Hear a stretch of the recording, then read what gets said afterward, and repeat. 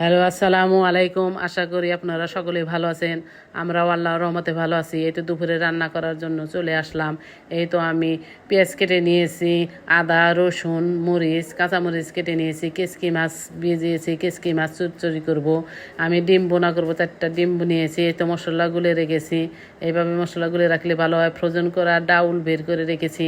ওই তো অনেক জায়গায় আছে দুন্দুল, বেগুন একটু কেটে নিয়েছি, ডিমের মধ্যে একটু দিব যাতে মাখো মাখো হয়।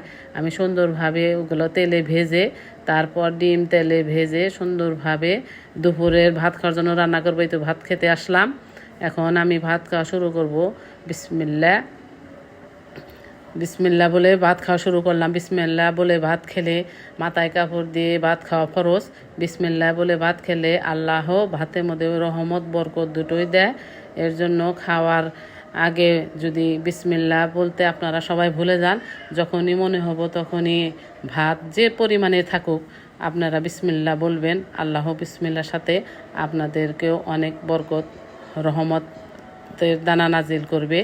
এভাবে বিসমিল্লাহ বলে ভাত খাবেন, সংসারে আয় বরকত সব কিছুই হবে।